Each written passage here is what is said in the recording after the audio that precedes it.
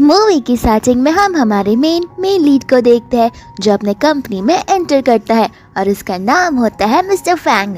दूसरी ओर हम उसके कजिन भाई को देखते हैं जो अपने असिस्टेंट से बोल रहा था कि मैंने तुम्हें जो अरेंजमेंट्स करने को कहा तुमने वो किया।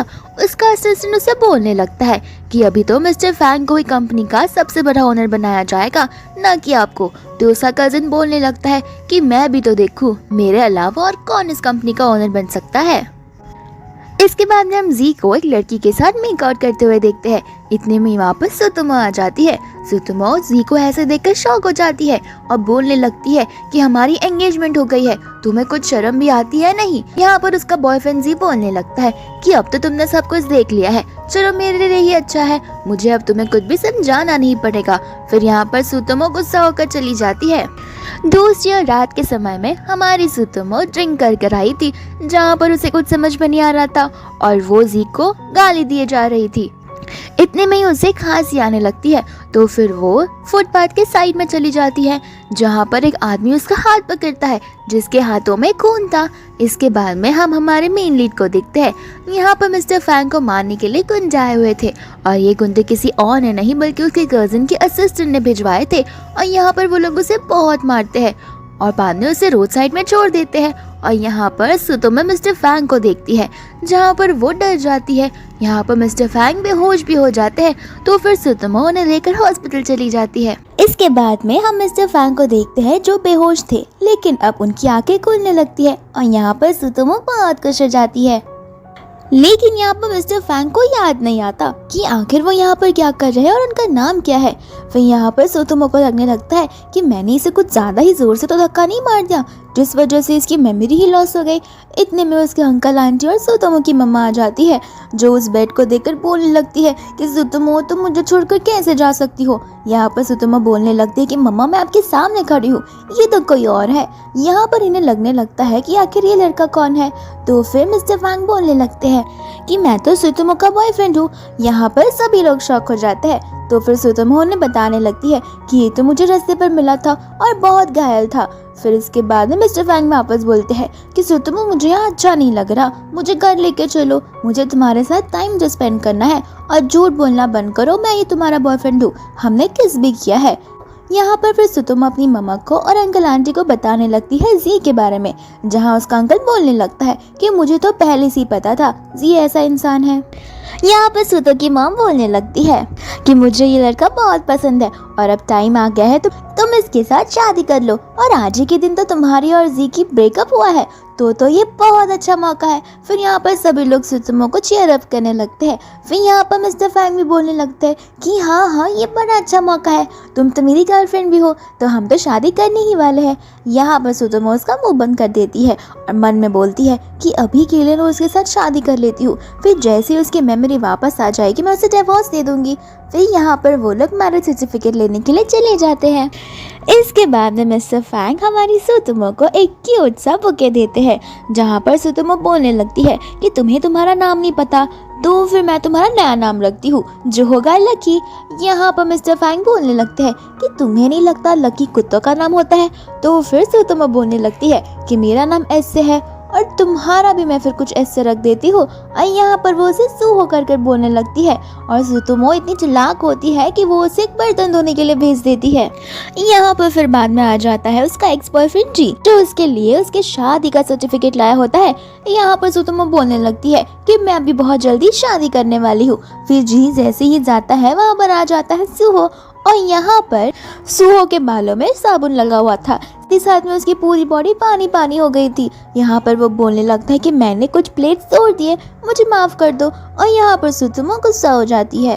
यहाँ पर सुतोमो चले जाती है उसके एक्स की वेडिंग में, और यहाँ पर उसने अपनी ड्रेस को रेंट पर लिया था ताकि वो अच्छी दिख सके। फिर यहाँ पर उसका एक्स सी आ जाता है, जो बोलने लगता है कि मुझे यकीन नहीं हो रहा तुम सच में यहाँ पर आ गई हो। फिर बाद में वो और उसकी गर्लफ्रेंड मिलकर उसका मजाक उड़ाने लगते हैं, जहाँ पर उसकी गर्लफ्रेंड जानबूझकर सुतोमो के कपड़ों पर वाइन गिरा देती है ताकि सुतोमो उस कपड़े को रिटर्न ना कर पाए और उसे बहुत ज्यादा पेनल्टी पे करना पड़े।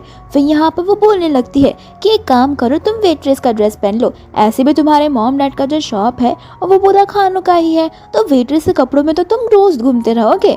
यहाँ पर वो जबरदस्ती दो लड़कियों से उसे कपड़े उतार मारने लगती है और सुतोमो जोर से चिल्ला रही थी। दूसरी ओर हम फैंग को देखते हैं, यानी कि हमारे सुहो को, जो एक बहुत लग्जरियस कार में से बाहर निकलता है और वो वहाँ पर सुतोमो को बचाने आ जाता है। यहाँ पर वो उसे सॉरी बोलता है और कहने लगता है कि मेरे यूरोप जाने की वजह से मैं तुमसे मिल नहीं पाया। यहाँ पर सभी लोग सुहो को देखकर बोलने लगते हैं कि ये तो मिस्टर फैंग है, मिस्टर जी करके कंपनी है उसके ओनर। फिर यहाँ पर सभी लोग उसके बारे में बातें करने लगते हैं। यहाँ पर जी की गर्लफ्रेंड को सुहो कुछ जाना पहचाना सा लग रहा था, लेकिन उसका बॉयफ्रेंड बोलने लगता है कि ये अपने आप को न जाने क्या समझता है। फिर यहाँ पर उसकी गर्लफ्रेंड बोलने लगती है कि मुझे तो लगता है कि ये बस नाटक कर रहा है और इसका सूट भी रेंट पर है। क्या तुम्हें चाहिए कि मैं तुम्हारे ऊपर भी वैसी वाइन फेंकूं जिस तरह से मैंने वाइन तुम्हारी गर्लफ्रेंड पे फेंका था। यहाँ पर हमारा सुहो खुद ब खुद वो ग्लास का वाइन फेंक देता है। यहाँ पर उसकी गर्लफ्रेंड बोलने लगती है तुम्हें पता भी है कि वो वाइन कितना महंगा है और कौन सा वाइन है। सुहो यहाँ पर बोलता है कि मुझसे तो वाइन का कंपटीशन लगाओ ही मत, तुम हार जाओगी। फिर यहाँ पर वो बोलने लगते हैं कि ठीक है, हम एक कंपटीशन करके देखते हैं। हम बहुत सारे वाइन्स को साथ में रखेंगे और जो भी ज़्यादा फ्लेवर्स गेस कर पाएगा वो जीत जाएगा। और अगर सुतोमो हारती है तो फिर सुतोमो को वेट्रेस के ड्रेस में यहाँ से जाना पड़ेगा। फिर यहाँ पर वो वाइन वाला गेम शुरू हो जाता है। इसके बाद में हमारी सुतोमो सोचने लगती है कि अगर इसने वाइन को गलत गैस किया तो फिर आज तो मेरी बेइज्जती हो जानी है। यहाँ पर सुहो से बोलता है कि तुम मुझ पर विश्वास करो और यहाँ पर एक एक करके सुहो सभी वाइन को गैस कर लेता है। फिर इसके बाद में उसकी गर्लफ्रेंड बोलने लगती है कि टेंशन मत लो, ये लास्ट वाली वाइन तो वो बता ही नहीं पाएगा क्योंकि वो पूरे वर्ल्ड में बहुत रेयर वाइन है। लेकिन यहाँ पर सुहो वो वाइन को भी पहचान जाता है। फिर बाद में जी और उसकी गर्लफ्रेंड बात करने लगते हैं कि क्या सच में ये मिस्टर फैंग ही तो नहीं। बाद में उसकी गर्लफ्रेंड बोलती कि मुझे नहीं पता क्योंकि मैंने मिस्टर फैंग को कभी भी पर्सनली नहीं देखा। यहाँ पर मिस्टर फैंग का नाम सुनते ही सुहो के सर में दर्द होने लगता है और उसे उसकी पुरानी वाली बातें याद आने लगती है और ऐसा करते करते उसका सर फटने लगता है। फिर वो लोग वहाँ से जाने लगते हैं। यहाँ पर सुतोमो सुहो से पूछती है कि आखिर तुम्हें सारे वाइन्स के नाम कैसे पता। तो सुहो बोलता है कि मैंने शायद से बुक में पढ़ा होगा इसलिए मुझे सब कुछ पता होगा। इसके बाद में वो लोग स्कूटी से जा रहे होते हैं जहाँ पर सुहो का कजिन आ जाता है जैंग और वो उन्हें जाता हुआ देखता है। फिर वो उसके टावर से बोलता है कि मुझे ये लड़की और फैंग दोनों के दोनों माने हुए चाहिए। यहाँ पर वो दोनों जा रहे होते हैं तो फिर ट्रैफिक पुलिस वाला उससे रोक लेता है क्योंकि सुहो ने हेलमेट नहीं पहना था। फिर सुहो हेलमेट पहन लेता है जहाँ पर ट्रैफिक पुलिस वाला उन दोनों को फाइन भरने के लिए बोलता है, लेकिन यहाँ पर उनके पास बस 50 रुपीज़ थे। यहाँ पर आ जाता है जैंग का असिस्टेंट जो कि बोलने लगता है कि कोई बात नहीं, मैं पे कर देता हूँ। यहाँ पर जैंग का असिस्टेंट अपने आप को मिस्टर फैंग बुलाने लगता है और कहता है कि कोई बात नहीं, मैं तुम्हारी हेल्प कर सकता हूँ। यहाँ पर वो बोलने लगता है कि क्या जरा तुम अपने बॉयफ्रेंड से कहोगी हेलमेट हटाने के लिए, मुझे उसे देखना है क्योंकि वो मुझे मेरा पुराना फ्रेंड लग रहा है। यहाँ पर सुहो हेलमेट हटाने से मना कर देता है।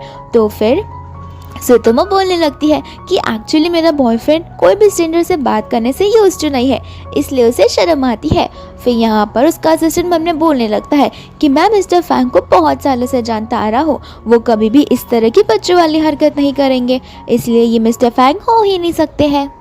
यहाँ पर वो लोग घर पर आ जाते हैं जहाँ पर सुहो सुतोमो को नेकलेस पहनाता है। साथ ही साथ में सुतोमो उसे एक वॉच देती है और कहती है कि ये वॉच तुम्हारे पॉकेट में से मिला। यहाँ पर सुहो को वो वॉच देकर भी कुछ याद नहीं आ रहा होता तो फिर सुतोमो से वो वॉच पहना देती है। इसके बाद में सुतोमो जब अपने कैफे में होती है तो वहाँ पर लोन वाले गुंडे आ जाते हैं जो सुतोमो से पैसे मांगने लगते हैं। यहाँ पर वो उनसे माफ़ी मांगते हुए बोलती है कि मुझे माफ़ कर दो, मैं नेक्स्ट मंथ में सब कुछ एक साथ दे दूँगी।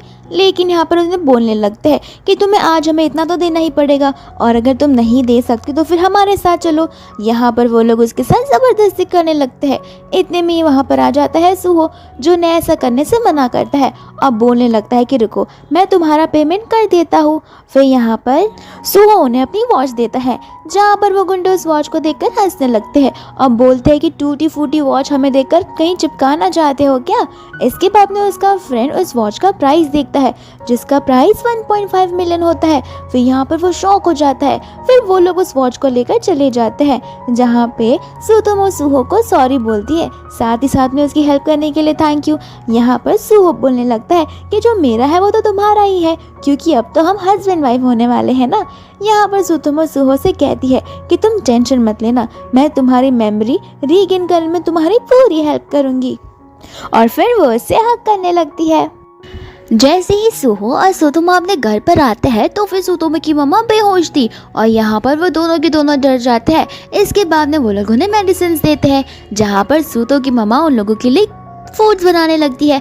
इसके बाद में वो सुतोमो को सोया सॉस लेने के लिए नीचे भेज देती है और सुतोमो के जाते ही वो सुहो से क्वेश्चन करने लगती है कि क्या तुम दोनों ने एक साथ में नाइट स्पेंड किया है। और ये बात सुनकर तो सुहो शॉक हो जाता है। अब बोलने लगता है कि हमने तो अब तक किस भी नहीं किया है, तो नाइट स्पेंड करने वाली बात तो बहुत दूर की है। यहाँ पर उसकी मम्मा सोचने लगती है कि अब मुझे ही कुछ ना कुछ करना होगा, अब तो टाइम आ चुका है। और यहाँ पर सुतोमो की मम्मा सुहो को एक सूप दे देती है और उसे वो पीने के लिए बोलती है। इतने में सुतोमो वहाँ से आ जाती है तो उसकी मम्मा चली जाती है।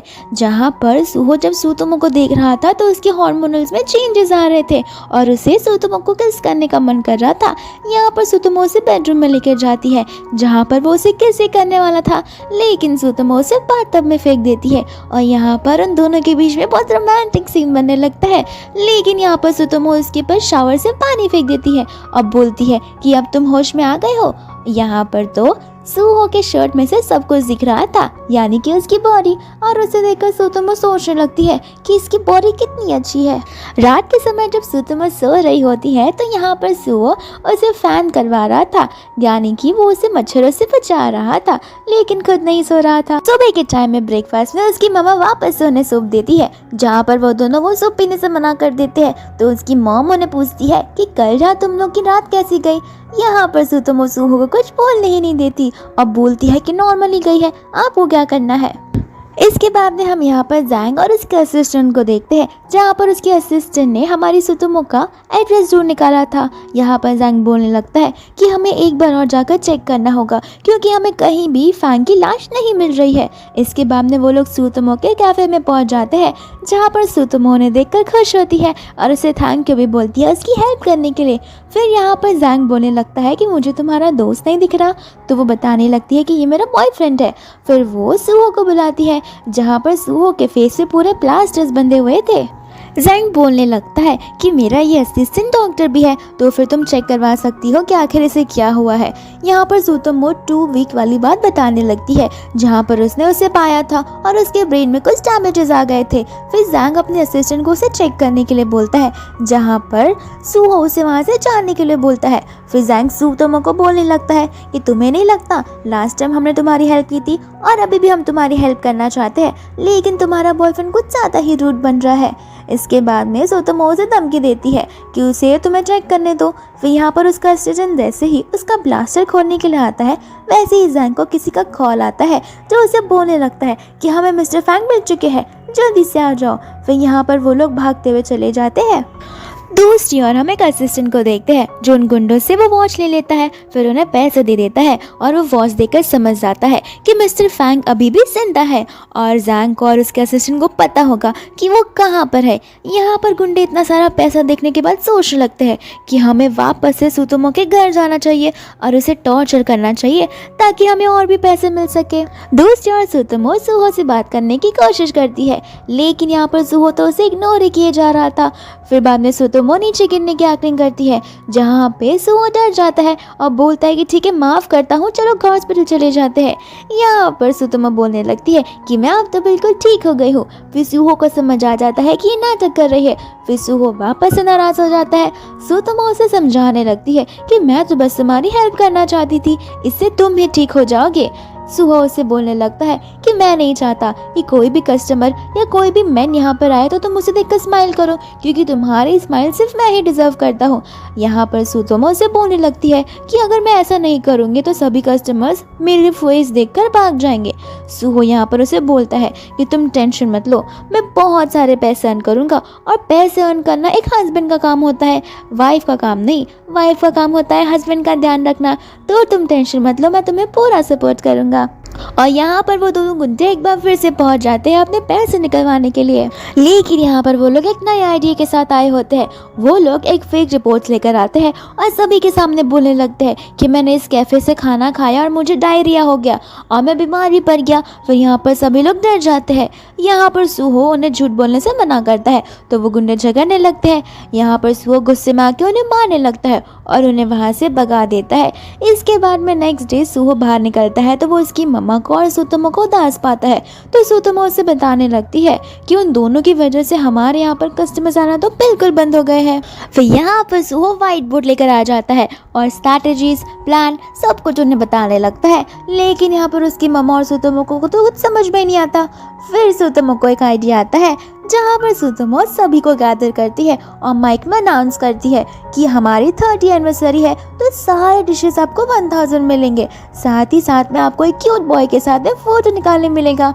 यहाँ पर वो आंटियाँ पूछने लगती है कि जरा हमें उस क्यूट बॉय को तो बताना, और यहाँ पर निकल आता है हमारा सुहो जिसने रैबिट वाला हेयरबैंड पहना होता है और बहुत क्यूट से ड्रेसअप हुआ था, और सभी आंटियाँ सुहो को देखकर उस पर फिदा ही होने लगती है और यहाँ पर सभी लोग सुहो के साथ फोटोज निकालने लगते हैं। यहाँ पर जैंग और उसका असिस्टेंट जा रहे थे तो फिर उसका असिस्टेंट एक आंटी के साथ टकरा जाता है, तो वो उसके हाथ की फ़ोटो लेकर देखने लगता है जिसमें होता है उसका फैंग, और यहाँ पर वो जैंग को बताने लगता है। तो फिर जैंग को सुतोमो की बात याद आने लगती है कि उसके बॉयफ्रेंड को 2 वीक पहले चोट लगी थी, तो हो सकता है यही उसका बॉयफ्रेंड हो, और क्या पता उसे अमनेसिया हो गया हो जहाँ पर वो पुरानी बातें भूल चुका हो। फिर यहाँ पर वो लोग वहाँ जाने के लिए चले जाते हैं। दोस्त यार सुतोमो और सुहो घर पर बैठकर पैसे गिन रहे होते हैं, और यहाँ पर सुतोमो तो बहुत खुश हो जाती है और खुशी के चक्कर में वो सुहो को किस कर देती है। यहाँ पर फिर वो सुहो को सॉरी बोलने लगती है और कहती है कि मुझे माफ़ कर दो, क्या पता तुम्हारी मेमोरी वापस आ गई और तुम हमें छोड़कर चले गए। यहाँ पर सुहो से समझाने लगता है। इसके बाद में वो दोनों किस्से करने वाले थे, लेकिन इतने में जैंग का असिस्टेंट सभी गुंडों को लेकर आता है और उन दोनों को किडनैप करवा लेता है। इसके बाद में सुतोमो और सुहो वहाँ पर अकेले होते हैं, जहाँ पर सुतोमो अपना रस्सी खोल देती है और सुहो की रस्सियाँ खोलने की कोशिश करती है, लेकिन इतने में वहाँ पर जैंग आ जाता है जो उसे बोलने लगता है, तो तुम्हें पता भी है कि ये वर्ल्ड का रिचेस्ट इंसान है और ये कुछ टाइम में मरने वाला है। यहाँ पर सुतोमो बोलने लगती है कि ऐसा हो ही नहीं सकता, ये मेरा हस्बैंड है ना कि कोई रिचेस्ट इंसान। यहाँ पर वो लोग सुहो को बहुत ज़्यादा मारते हैं। यहाँ पर तो जैंग वहाँ पर लाइटर भी रख देता है जहाँ पर आग लग जाती है। फिर वो लोग वहाँ से चले जाते हैं। इसके बाद फिर नेक्स्ट टाइम ऑफिस का सीन देखते हैं जहाँ पर मिस्टर वैंग के डैड अपने न्यू ओनर को अनाउंस करने वाले थे, और यहाँ पर सभी लोग आपस में बात करने लगते हैं कि अब तो मिस्टर वैंग यहाँ पर नहीं है, तो हमें जैंग को इस कंपनी का ओनर बनाना होगा। इसके बाद में वो लोग जैंग को कंपनी का ओनर अनाउंस करने वाले थे, इतने में वहाँ पर मिस्टर वैंग का असिस्टेंट आ जाता है और वापस से पीछे से एंट्री होती है मिस्टर वैंग की। यहाँ पर जैंग तो मिस्टर वैंग को देखकर शॉक ही हो जाता है। यहाँ पर उसके डैड को समझ नहीं आता कि आखिर मिस्टर वैंग इतने टाइम से कहाँ पर थे। यहाँ पर मिस्टर वैंग जैंग को देखकर बोलने लगता है कि लगता है तुम कुछ ज़्यादा ही उदास हो, मैं वापस आ गया हूँ। तो फिर यहाँ पर जैंग बोलता है कि नहीं, तुम्हारे आने की खुशी मुझे यहाँ पर बहुत है, लेकिन तुम थोड़ा सा लेट हो गए हो क्योंकि मुझे मिस्टर जी ग्रुप का ओनर कहला दिया गया है। वैंग उसे बोलने लगता है कि अभी तक तो ये चीज़ शुरू भी नहीं हुई और तुम खुद अपने आप को ओनर भी मानने लगे। इसके बाद में वैंग सभी को टेप रिकॉर्डिंग सुनाने लगता है जहाँ पर जैंग और उसका असिस्टेंट मिस्टर वैंग की मर्डर के बारे में प्लान कर रहे थे। उसके डैड को इतना गुस्सा आता है कि वो जैंग को थप्पड़ ही मार देता है और उसे इस कंपनी से बाहर जाने के लिए बोलता है।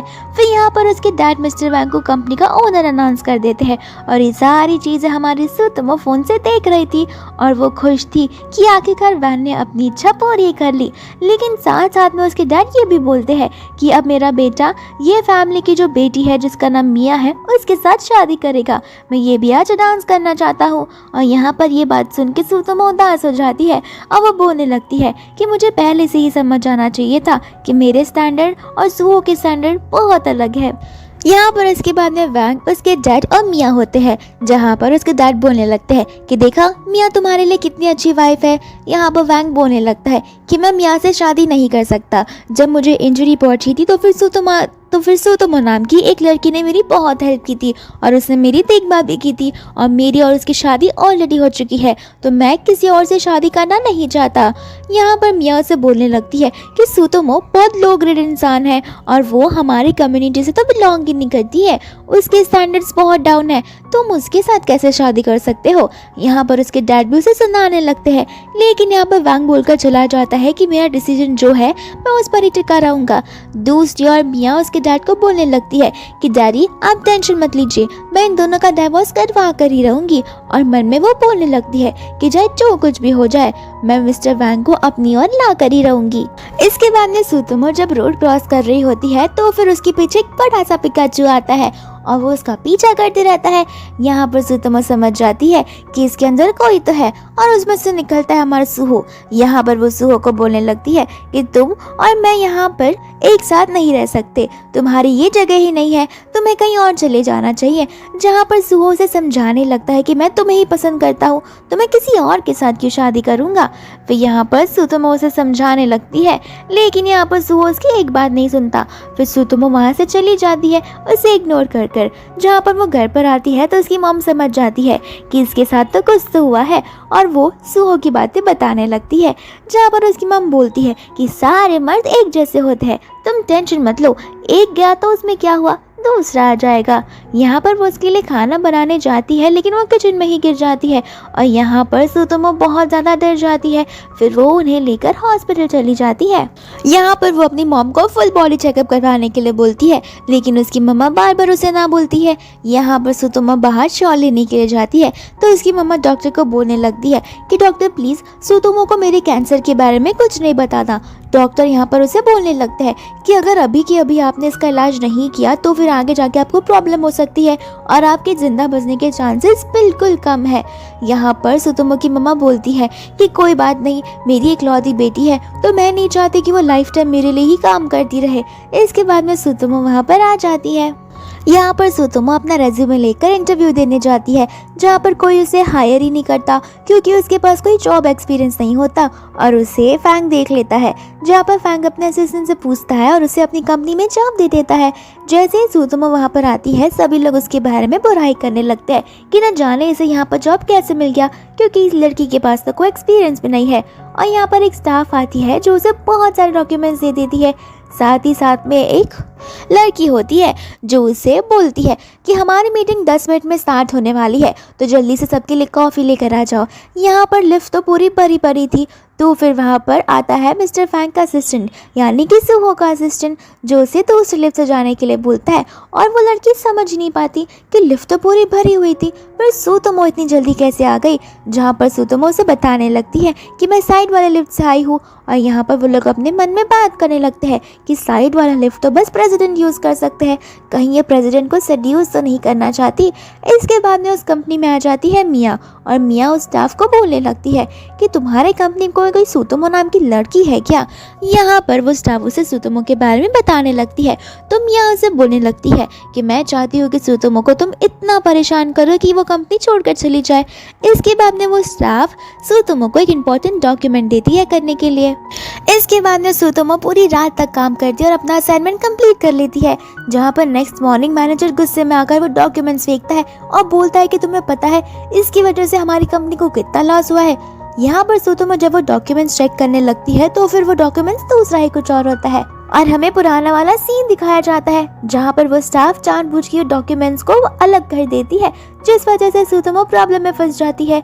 यहाँ पर सुतोमो से बोलने लगती है कि किसी ने मेरे डॉक्यूमेंट्स के साथ में छेड़खानी की है। मैनेजर बोलने लगता है कि अपनी गलती किसी और पर डालना बंद करो। फिर बाद में सुतोमो बोलती है कि ठीक है, आपको लगता है कि मुझे डेटा दिया गया था उसके बेसिस पे मैंने असाइनमेंट की है, तो फिर ये डेटा मुझे इसने दिया था, इसके बेसिस पे मैंने असाइनमेंट की है। यहाँ पर वो स्टाफ बोलने लगती है अब मेरे पर इल्ज़ाम लगाना बंद करो। और यहाँ पर एक एक स्टाफ उठकर सुतोमो की बुराई करने लगता है, जहाँ पर एक लड़की आकर बोलती है कि मैंने तो सुतोमो को प्राइवेट लिफ्ट यूज़ करते हुए देखा है, मुझे तो लगता है कि ये सीईओ के साथ सोना चाहती है। और इतना बोलते ही सुतोमो उसे थप्पड़ मार देती है और बोलने लगती है कि तुम्हें बात करने की बिल्कुल तमीज़ नहीं है। यहाँ पर मैनेजर को बहुत गुस्सा आता है, तो वो सुतोमो को बोलता है कि तुम अभी के अपने सारे सामान पैक करो और इस कंपनी से निकल जाओ। दूसरी ओर मिस्टर वैंग को यानी कि हमारे सुहो को उसका असिस्टेंट सारी न्यूज़ देने आता है और बोलता है कि सभी लोग मिलकर सुतोमो को बहुत ज़्यादा बुली कर रहे हैं। यहाँ पर फिर बाद में ये लोग सीसीटीवी फुटेज चेक करने लगते हैं, जहाँ पर फुटेज आधा काट दिया जाता है। इतने में ही वहाँ पर आ जाता है सुहो, तो सभी को चिल्लाने लगता है। तो फिर वो मैनेजर बोलने लगता है कि इसकी वजह से हमारी कंपनी को लॉस हो रहा है, तो मैं इसे फायर कर रहा हूँ। यहाँ पर सुहो का असिस्टेंट मैनेजर को थप्पड़ मारकर बोलता है कि आखिर ये सब डिसाइड करने वाले तुम कौन होते हो। फिर यहाँ पर वो स्टाफ सब कुछ बताने लगती है। यहाँ पर सुतोमो अपनी साइड क्लियर करती है। फिर बाद में मैनेजर बोलने लगता है कि ये लड़की कितनी बुरी इंसान है, इसने तो कोई वर्क एक्सपीरियंस भी नहीं लिया है, फिर भी जाके इसे हमारी कंपनी में जॉब मिल गया है। यहाँ पर वो सबको बताने लगते हैं कि मेरी वाइफ से ऐसा बात करना बंद करो, ये मेरी वाइफ है। यहाँ पर सभी लोग शॉक हो जाते हैं और यहाँ पर सुहो वो स्टाफ को एक मौका देता है सारी सच्चाई बताने का, जहाँ पर वो स्टाफ नील डाउन कर माफ़ी मांगने लगती है, लेकिन यहाँ पर उसका असिस्टेंट उसे निकाल देता है। साथ ही साथ में सुहो सुतोमो को लेकर ऑफिस में चला जाता है। यहाँ पर सुतोमो सुहो पर गुस्सा हो जाती है और बोलने लगती है, मैं कोई ऑर्फन नहीं हूँ जो तुम मेरे को चैरिटी दे रहे हो। यहाँ पर सुहो बोलने लगता है कि तुम्हें हो क्या गया है, तुम मेरी वाइफ हो। यहाँ पर सुतोमो बोलती है कि मुझे तुमसे डाइवोर्स चाहिए। यहाँ पर सुहो बहुत ज़्यादा इमोशनल हो जाता है और उसे बोलने लगता है कि आखिर तुम डाइवोर्स की बात क्यों कर रही हो। फिर सुतोमो उसे मिया वाली बात बताने लगती है। यहाँ पर सुहो से बोलता है कि मुझे बस एक और मौका दे के देखो। तुम्हें याद है ना, जब मेरी मेमोरी वापस नहीं आई थी तब मैंने प्रॉमिस किया था कि मेरी मेमोरी अगर वापस आ भी गई तो फिर भी मैं तुम्हें कभी भी छोड़कर नहीं जाऊंगा। यहाँ पर फिर बाद में सुतोमो सोचने लगती है और उसे एक और चांस देती है, जहाँ पर सुहो उसे बहुत टाइटली हग करता है। वो लोग यहाँ पर किस करने जाते हैं, लेकिन इनकी किस कोई ब्रेक कर देता है, जो होता है उनका असिस्टेंट, जो कहता है कि मिया यहाँ पर आई है। यहाँ पर सुतोमो जाने लगती है तो सुहो बोलता है कि तुम्हें जाने की कोई ज़रूरत नहीं है, कोई जाएगा तो वो मिया होगी। इतने में मिया वहाँ पर आ जाती है। यहाँ पर मिया उसे बताने लगती है कि आज रात को ग्रैंडपा और डैड सभी लोग मिलने वाले हैं, जहाँ पर हम हमारी शादी की बात करने वाले हैं, लेकिन मुझे तुमसे शादी नहीं करनी, तो फिर हम इस शादी वाली बात को आगे तक खींचते जाएंगे। ये बात सुन के सुहो भी खुश हो जाता है। इसके बाद में शाम के टाइम पे सुतोमो का वेट करती है, लेकिन सुहो तो यहाँ पर चला जाता है मिया के साथ और सुतोमो से देख लेती है। फिर बाजू से एक लॉयर आती है जो सुतोमो को लेकर दूसरे रूम में जाती है और उसे बोलने लगती है कि जब आपने हमारी सुहो के साथ में शादी की थी तभी वो ब्रेन से डैमेज थे, यानी कि वो कोमा में थे और उन्हें अमनेसिया था, जिस वजह से उन्हें कोई चीज़ें याद नहीं थी। तो फिर हम आपके ऊपर केस कर रहे हैं, जहाँ पे अगर हम केस जीत जाएंगे तो फिर आप सब कुछ खो देंगी, साथ ही साथ आपको जेल भी जाना पड़ेगा। यहाँ पर सुतोमो ऐसा करने से मना कर देती है, जहाँ पर वो लॉयर बोलती है तो फिर आप इन पेपर्स पर साइन कर दीजिए, इसके बाद में आपको कोई भी कोर्ट में नहीं बुलाएगा।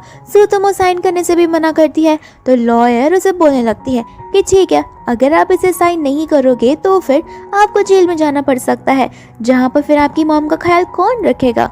फिर उसकी मॉम का सोचते हुए सुतोमो उसे साइन कर देती है। इसके बाद में हम लंच वाला सीन देखते हैं, जहाँ पर उसके डैड उसके एंगेजमेंट का डेट फिक्स करते हैं तो सुहो बोलने लगता है कि मैं शादीशुदा हूँ। यहाँ पर उसके डैड उसे डाइवोर्स पेपर्स दिखा देते हैं तो फिर सुहो बोलने लगता है कि जानबूझकर आपने कुछ तो किया होगा, वरना वो मुझे डाइवोर्स दे ही नहीं सकती। यहाँ पर सुहो गुस्सा होकर जाने लगता है, जहाँ पर मिया उसके पीछे पीछे आती है और वो उसे हक कर कर बोलने लगती है कि मुझे कुछ तो हो रहा है, मुझे चक्कर आ रहा है। और एक इंसान कार में से बैठकर कैमरे से बहुत अच्छे से फोटोज निकाल लेता है अलग अलग एंगल से। इसके बाद में सुहो वहाँ पर घाई घाई में निकल जाता है सुतोमो से बात करने के लिए। यहाँ पर सुहो आ जाता है सुतोमो के घर पर, जहाँ पर वो उसे माफ़ी मांगने लगता है, लेकिन सुतोमो से क्लियरली बोल देती है कि मुझे तुम्हारे साथ में नहीं रहना। सुहो उससे रीजंस पूछने लगता है। सुतोमो उसे बोलने लगती है कि अब तो नाटक करना बंद कर दो, तुमने मुझसे ऑफिस में कहा कि तुम्हें एक चांस चाहिए, लेकिन आज शाम को तुम अपना एंगेजमेंट डिस्कस करने चले गए थे, कहाँ गई तुम्हारी सिंसियरिटी। सुहो यहाँ पर बोलने लगता है कि कुछ मिसअंडरस्टैंडिंग हुई है, लेकिन सुतोमो उसे बोलने लगती है कि मेरी ओर से कुछ भी मिसअंडरस्टैंडिंग नहीं है। इतने में सुतोमो की मॉम उसे बुलाती है तो फिर वो दरवाज़ा बंद कर देती है, जहाँ पर वो अपनी मॉम को बहाने मारने लगती है। यहाँ पर उसकी मॉम सुतोमो को समझाने लगती है और बोलती है कि सुहो तुम्हारे लिए बहुत अच्छा है, तुम दोनों में बस मिसअंडरस्टैंडिंग हो गई है, अगर तुम दोनों शांति से बैठकर बात करोगे तो वो सब कुछ क्लियर हो सकता है, क्योंकि मैं सुहो को जानती हूँ, वो दिल का बहुत साफ इंसान है और तुम तो समझदारी हो कि तुम्हें क्या करना चाहिए। और रही बात स्टैंडर्ड्स की, तो आजकल के ज़माने में स्टैंडर्ड मायने नहीं रखते, बस सच्चा प्यार मायने रखता है। और यहाँ पर सुतोमो ओवरथिंक करने लगती है। फिर जब सुहो अपने ऑफिस में होता है, वहाँ पर उसका असिस्टेंट आकर उससे बोलने लगता है कि सुतोमो से ज़बरदस्ती वो डाइवोर्स पेपर मैनिपुलेट करके साइन करवाए गए हैं। यहाँ पर सुहो बोलने लगता है कि मेरे ग्रैंडपा इतना नीचे गिर जाएंगे मुझे पता नहीं था, तो मुझे भी कुछ करना होगा। यहाँ पर उसका असिस्टेंट उसे एक बुक लिखता है, यानी कि बुक देता है, जिसमें लिखा होता है कि how to impress your wife. लेकिन यहाँ पर सुहो बोलने लगता है कि मेरे में कुछ कमी नहीं है और मुझे इस बुक की ज़रूरत नहीं है। लेकिन जैसे ही उसका असिस्टेंट जाता है, सुहो वो बुक लेकर रीड करने लगता है।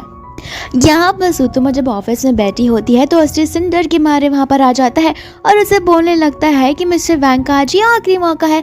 फिर सुतोमो डर के मारे वहाँ चली जाती है, जहाँ पर वो टेबल पर प्रॉन्स को देखती है और इस पर चिल्ला उठती है और कहने लगती है कि तुम्हें पता है ना तुम्हें सी फूड से एलर्जी है, फिर भी तुम इसे क्यों खा रहे हो। यहाँ पर वो मेडिसिन लेने के लिए चली जाती है, जहाँ पर सुहो आग मारता है अपने असिस्टेंट को और उसके असिस्टेंट को समझ में आ जाता है कि सुहो तो बस नाटक कर रहा है और वो मन में ही सोचने लगता है कि प्यार भी इंसान को क्या क्या नहीं करवाने लगता। इसके बाद में यहाँ पर आ जाती है सुतोमो मेडिसिन लेकर और इसके बाद में वो लोग बातें करने लगते हैं। यहाँ पर सुहो से बताने लगता है कि मुझे पता चल गया कि तुमने सिग्नेचर क्यों किया, मुझे लगा कि तुम मुझसे नफरत करती हो। यहाँ पर सुतोमो भी उससे माफ़ी मांगती है और बोलने लगती है कि मुझे माफ़ कर दो, मैंने तुम्हारी बात ध्यान से नहीं सुनी और मैं बस अपनी ही बातें बोलती गई, मुझे तुम्हारी भी बात सुन लेनी चाहिए थी। और यहाँ पर उन दोनों की मिसअंडरस्टैंडिंग सॉल्व हो जाती है। इसके बाद में हम सुतोमो और मिया को देखते हैं, जहाँ पर मिया अपने आप को इंट्रोड्यूस करवाती है सुतोमो से और सुतोमो हंसते हुए बोलती है कि हाँ मुझे तुम्हारे बारे में पता है। सुतोमो से बोलती है कि सीधा पॉइंट पर आओ, बातें घुमाना बंद करो। यहाँ पर मिया उसे फोटो दिखाकर बोलने लगती है कि ये देखो ये मेरी और उसकी फोटोज है जो कल ही ली हुई थी, तुम्हें नहीं लगता हम लोग कुछ ज़्यादा ही क्लोज है। फोटोज देखने के बाद सुतोमो उसे बोलने लगती है कि पैसे दो। यहाँ पर मिया कंफ्यूज हो जाती है तो सुतोमो से बताने लगती है कि मेरे हस्बैंड से फ़ोटो लेने के लिए लोग लाइन में खड़े होते हैं और तुम्हें तो बिना लाइन में खड़े ये फ़ोटो मिल गया, ऊपर से तुमने इतने सारे फ़ोटोज़ खींचे हैं तो तुम्हारा टोटल 20,000 होता है, तो वो अभी क्या भी दे दो। यहाँ पर मिया बोलने लगती है कि तुम थोड़ी सी पागल हो क्या, तुम दोनों की शादी तो कंसिडर भी नहीं होती। यहाँ पर सुतोमो से बोलने लगती है कि तुम्हें जो बड़बड़ाना है जाके किसी और को बोलो, मेरे पास तुम्हारी बातें सुनने के लिए वक्त नहीं है। और यहाँ पर वो फोटोज़ को फाड़ कर उसके मुंह पे फेंक कर चली जाती है। सुतोमो जब ऑफिस में आती है तो वहाँ पर बहुत सारे बैग्स होते हैं जो कि सुहो ने उसके लिए लाए होते हैं। फिर सुतोमो वो बैग लेकर अंदर जाती है और बोलने लगते है कि तुम कितनी शॉपिंग करते हो, तुम्हारे कपड़े क्या मैं मेरे घर पर रखूँ। यहाँ पर सुहो बोलने लगता है कि ये सारी चीज़ें तुम्हारे लिए है क्योंकि अब से तुम मेरी पर्सनल असिस्टेंट जो हो। यहाँ पर वो उसे किस करने वाला था लेकिन वो उसके नोज पर पिंच कर देता है और सुतोमो को गुस्सा आ जाता है क्योंकि उसे लग रहा था वो उसे किस करेगा। तो फिर वो उसका गला दबाकर बोलने लगती है कि तुम्हारे अंदर कुछ ज़्यादा ही मस्ती चढ़ी है। इसके बाद में सुहो उसको चीज़ों के बारे में बताने लगता है और सिखाने भी लगता है। इसके बाद में हम एक कैंडल लाइट डिनर को देखते हैं जहाँ पर सुतोमो और सुहो होते हैं। यहाँ पर सुतोमो बोलती है कि क्या ये एक डेट है, तो सुहो बोलने लगता है कि नहीं, तुमने मेरी हेल्प बहुत ज़्यादा की है तो बस ये एक तुम्हारा रिवॉर्ड है। यहाँ पर सुतोमो ड्रिंक करने लगती है जहाँ पर उसे नशा चढ़ने लगता है। फिर वो और भी ज़्यादा ड्रिंक मारने लगती है लेकिन यहाँ पर सुहो उसे और ड्रिंक देने से मना कर देता है। इसके बाद में सुबह सुबह सुतोमो की नींद खुलती है जहाँ पर उसे कुछ याद ही नहीं आ रहा होता, लेकिन फिर बाद में वो अपने आप को देखती है और बहुत ज़्यादा शॉक हो जाती है। फिर यहाँ पर सुहो उसे बोलता है कि तुम डर किस बात कर रही हो। फिर सुतोमो को धीरे धीरे रात की बात याद आने लगती है जहाँ हमें दिखाया जाता है कि सुतोमो ने कुछ ज़्यादा ही ड्रिंक कर लिया था और सुहो और उन दोनों में मेकआउट हो गया था और उन दोनों ने एक साथ नाइट स्पेंड किया था। यहाँ पर सुतोमो अपना सर पकड़ कर बैठ जाती है और बोलने लगती है कि मुझे बहुत शर्म आ रही है। यहाँ पर सुबह सुबह वो मैनेजर सुतोमो को और सुहो को एक कार में साथ में आते हुए देखता है तो फिर वो कॉल कर मिया को सब कुछ बता देता है, जहाँ पर मिया बोलने लगते हैं कि कुछ भी करके उस लड़की को कंपनी से निकालो वरना मैं तुम्हारी जॉब खा जाऊंगी। यहाँ फिर भी बाद में वो सोचने लगता है कि अगर सुतोमो प्रेजेंटेशन में उलट पुलट कर देगी तो फिर मिस्टर फैंग को खुद गुस्सा आ जाएगा और खुद ब खुद वो उसे यहाँ से निकाल देंगे। यहाँ पर मैनेजर पेट दर्द का बहाना करने लगता है और बोलने लगता है कि मुझे लूज मोशन होने लगा है जिस वजह से मैं स्टेज पर जाकर प्रेजेंटेशन नहीं दे सकता, तो फिर ये सारी चीज़ें सुतोमो तुम्हें करनी होगी। यहाँ पर सुतोमो डर जाती है और उन्हें बोलने लगती है कि मैंने आज तक कभी भी इतने लोगों के सामने प्रेजेंटेशन नहीं दिया है। तो फिर इतने में आ जाता है वहाँ पर सुहो तो सुतोमो को बोलने लगता है कि तुम टेंशन किस बात का ले रही हो, तुम बहुत अच्छे से करोगी। इसके बाद में प्रेजेंटेशन शुरू हो जाता है। यहाँ पर सुतोमो जैसे ही प्रेजेंटेशन देने के लिए आती है पीछे की सारी स्लाइड्स ब्लैंक होती है और सुतोमो को समझ नहीं आ रहा होता कि स्लाइड्स ही नहीं है तो वो प्रेजेंटेशन कैसे देगी, लेकिन यहाँ पर उसे सारी चीज़ें याद होती है और वो बहुत अच्छी तरीके से प्रेजेंटेशन देती है जहाँ पर वो कंपनी मिस्टर वैंग की कंपनी के साथ में कोलैबोरेशन करने के लिए रेडी हो जाते हैं। इसके बाद में यहाँ पर सुतोमो मैनेजर को बोलने लगती है कि मुझे पता है तुमने जानबूझकर ऐसा किया है। यहाँ पर तो सुहो उसे जॉब से निकाल देता है लेकिन सुतोमो बोलने लगती कहती है कि जाने दो, यहाँ पर कुछ ज़्यादा खराब चीज़ नहीं हुई है, तो फिर इस बार हमें इसे माफ़ कर देना चाहिए। इसके बाद में वो सभी लोग लंच कर रहे होते हैं, इतने में ही सुतोमो को कॉल आता है जहाँ पर उसे अर्जेंटली हॉस्पिटल बुलाया जाता है। फिर सुतोमो वहाँ पर पहुँचती है तो डॉक्टर उसे कैंसर के बारे में बताते हैं और कहते हैं कि हमें एक अर्जेंट सर्जरी करने की ज़रूरत है, तो फिर आपको इस डॉक्यूमेंट्स पर साइन करना होगा। यहाँ पर सुतोमो को बहुत रोना आता है क्योंकि उसे उसकी मम्मा के कैंसर के बारे में कुछ नहीं पता होता। यहाँ पर उसकी मम्मा आ जाती है जो सुतोमो को बोलने लगती है कि सर्जरी के बाद अगर मैं जिंदा नहीं बची तो याद रखना, मैं तुम्हें हमेशा खुश देखना चाहती हूँ और प्लीज रोना मत। इसके बाद में उसकी मॉम की सर्जरी सक्सेसफुल हो जाती है, लेकिन यहाँ पर सुहो को वापस घर जाना पड़ता है क्योंकि उसके डैड उसे बुलाते हैं जहाँ पर वो उसे शादी करने के लिए बोलते हैं। लेकिन सुहो उन्हें बोलने लगता है कि अगर आपको मुझे फैमिली में से निकालना है तो ठीक है, मैं निकलने के लिए रेडी हूँ, लेकिन मैं मिया के साथ शादी नहीं करने वाला। मिया यहाँ पर बोलने लगती है कि सुतोमो तो तुम्हारे पीछे पड़ी हुई है, हम उसे पैसे देंगे और वो तुम्हें छोड़ देगी। यहाँ पर सुहो को गुस्सा आता है और वो उस पर चिल्ला उठता है और कहने लगता है कि सुतोमो तुम्हारी तरह नहीं है जो पैसों के पीछे भागती हो। इसके बाद में हम सुतोमो की मम्मा को देखते हैं जो उसकी तारीफ कर रही होती है और बोल रही होती है कि सुहो कितना अच्छा सन इन लॉ है जो अपनी मदर की कितनी ख्याल रखता है और साथ साथ तुम्हारी भी। यहाँ पर सुहो को एक इंटरनेशनल ऑर्डर आता है जिसकी वजह से उसे यहाँ से जाना पड़ता है। यहाँ पर सुतोमो को डर लगने लगता है कि अगर सुहो चला गया तो फिर मिया उसके साथ कुछ ना कुछ तो कर ही देगी, लेकिन सुहो उसे बोलता है तुम टेंशन मत लो, मैं जल्दी वापस आ जाऊंगा और मैं मेक श्योर करूंगा कि मिया तुम्हें कोई नुकसान ना पहुंचा पाए। यहाँ पर हम मिया और सुहो को एक रूम में देखते हैं जहाँ पर मिया उससे माफ़ी मांगने लगती है, लेकिन सुहो जैसे ही वो पानी पीता है वो बेहोश हो जाता है। फिर यहाँ पर मिया उसका फ़ायदा उठाने लगती है, इतने में उसे ढूंढते ढूंढते वहाँ पर आ जाती है सुतोमो और सुतोमो उन दोनों को पोजीशन में देखकर शॉक हो जाती है। मिया यहाँ पर बोलने लगते हैं कि देखा सुहो को मैं ही पसंद हूँ, इसलिए सुहो ने सबसे पहला मूव लिया है मुझे किस करने का। सुतोमो से बोलने लगती है कि सुहो कभी ऐसा कर ही नहीं सकता और जैसे ही सुतोमो सुहो के पास चली जाती है मिया उसे थप्पड़ मारने वाली थी, लेकिन यहाँ पर सुतोमो तो उसका हाथ ही मरोड़ देती है और उसे नीचे गिराकर बेहोश कर देती है और वो वहाँ से सुहो को लेकर चली जाती है। यहाँ पर हम जैंग को देखते हैं और जैंग मिया को देख ही जा रहा था और बोल रहा था कि देखना मैं तुम्हारा लाइफ भी कैसे बर्बाद कर देता हूँ। इसके बाद में हम सुहो और सुतोमो को देखते हैं जहाँ पर सुहो नशे में होता है और बार बार वो सुतोमो को किस करने के लिए आगे बढ़ता है और बार बार सुतोमो उसे पीछे करती रहती है और उससे बहुत इरिटेट हो रही थी। लेकिन यहाँ पर वो लोग किस करते करते एक बेडरूम में चले जाते हैं जहाँ पर वो बेहोश हो जाता है। फिर बाद में सुतोमो उसके लिए मेडिसिन लेने के लिए चली जाती है। यहाँ पर मिया की आंखें खुलती है जहाँ पर वो जैंग को भी पाती है बहुत अनऑकवर्ड पोजीशन में और यहाँ पर मिया जैंग को थप्पड़ मार देती है क्योंकि उसे समझ में आ जाता है जानबूझकर वो दोनों ने एक नाइट स्पेंड की है। इसके बाद में वो लोग प्लानिंग करने लगते हैं जहाँ पर जैसे ही सुतोमो कमरे में आती है तो फिर मिया और जैंग और साथ ही साथ 2 बॉडीगार्ड्स वहाँ पर खड़े होते हैं जो कि सुतोमो को सुहो के पास जाने ही नहीं देते। इसके बाद में वो लोग उसे लेकर चले जाते हैं जहाँ पर सुहो की नींद खुलती है तो वो बस मिया को पाता है और वो उसे पूछने लगता है कि आखिर ये सब क्या चल रहा है। फिर मिया इमोशनल बनकर उसे रात की बात बताने लगती है कि रात को हम दोनों ने नाइट साथ में स्पेंड की है। यहाँ पर वो उसे बोलने लगता है कि झूठ बोलना बंद करो, साथ ही साथ वो उसका गला भी पकड़ लेता है और गुस्से में बोलने लगता है कि अगर मुझे सच्चाई का एक बार पता चल गया तो तुम जिंदा नहीं बचोगी। इसके बाद में मिया ने बहुत सारे उन दोनों के पिक्स निकाले थे जहाँ पर पिक्स वो एनवेलप के थ्रू उसके डैड को भेज देती है और यहाँ पर घर पे रोने लगती है कि अब मेरी इज्जत का क्या होगा, सभी मीडिया वाले मेरी बुराइयां करने लगेंगे।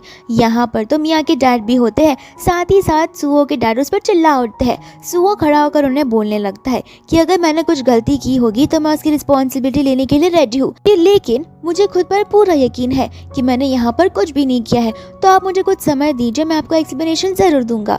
इसके बाद में वो चला जाता है सुतोमो की मम्मा से मिलने के लिए जहाँ पर उसकी मम्मा चिल्लाने लगती है उस पे इन सब हरकतों की वजह से और कहने लगते हैं कि सुतोमो तो अब मुझसे मिलने भी नहीं आ रही, तुम्हारी वजह से न जाने मेरी सुतोमो कहाँ पर गायब हो गई। इसके बाद में जब वो ऑफिस में बैठा होता है वहाँ पर मिया आ जाती है जो उसे शादी की डेट बताने लगती है। यहाँ पर सुहो उसे शादी करने के लिए मना कर देता है। मिया उसे बोलने लगती है कि देखो पब्लिक ओपिनियन बहुत ज़्यादा मैटर करता है, मेरा नाम भी साफ हो जाएगा, साथ ही साथ में शादी वाले दिन सुतोमो भी वहाँ पर आ जाएगी तो तुम उससे मिल लेना और शादी बाद में कैंसिल कर देना। और ये सारी मिया की बस एक चाल होती है।